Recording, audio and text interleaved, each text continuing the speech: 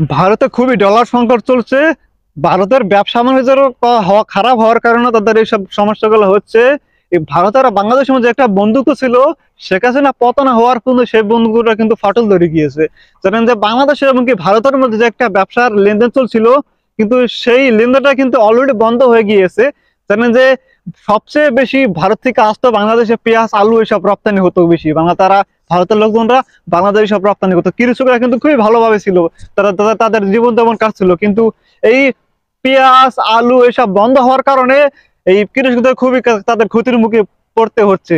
এই নরেন্দ্র মোদী চেয়েছিল এইসব বন্ধ করে যেন বাংলাদেশকে ক্ষতির মুখে ফেলবে, কিন্তু সেটা উল্টোটাই হয়েছে।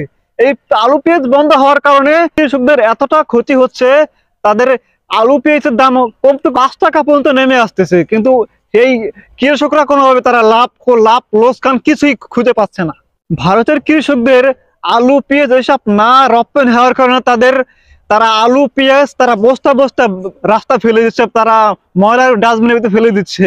এখন ভারতের লোকজনরা বাংলাদেশ খুবই রিকোয়েস্ট করছে এইসব জন্য তারা রপ্তানি জানি তারা চালু রাখে। এতদিন ভারতের যারা বাংলাদেশে বদনাম করে আসতেছিল ভারতকে ওটা বন্ধ করে দেবে এটা বন্ধ করে দেবে, এখন এই ভারতের জনগণ মিলে তাদেরকেই বাদ দিচ্ছে। এটাই হচ্ছে প্রকৃতির নিয়ম।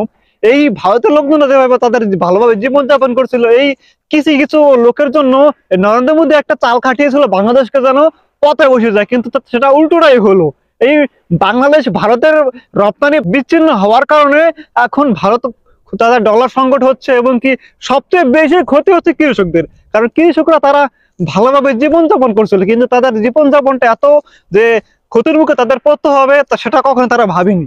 এখন এই ভারতের কৃষকরা নরেন্দ্র মোদীর বিরুদ্ধে খুবই তারা সমাবেশ করছে, তাদের বিরুদ্ধে আন্দোলন করছে, বিরুদ্ধে তারা প্রতিবাদ করছে। তারা কেন এটা করলো, কৃষকদের কেন তারা এটা ক্ষতি করলো, তারা সেটাই সেই দাবিগুলাই জানাচ্ছে। ভারতের অনেক লোকজন দেখবেন যে এই বাংলাদেশের সাথে একটা বন্ধুত্ব হওয়ার কারণে তাদের কিন্তু ব্যবসা বাণিজ্য ধীরে ধীরে তারা কিন্তু গ্রো হচ্ছিল, কিন্তু এই বাংলাদেশের সাথে ব্যবসা বাণিজ্য বিচ্ছিন্ন হওয়ার কারণে তাদের এখন ক্ষতির মুখে পড়তে হচ্ছে, তাদের কিন্তু এখন খারাপের মুখে পড়তে হচ্ছে। যাই হোক, ভিডিওটা আপনার ভালো লাগে শেয়ার করবেন, ভালো থাকবেন। আর আপনারা প্রতিটা টাইমলাইনে ভিডিওটি শেয়ার করে দিবেন। ভালো থাকবেন সবাই।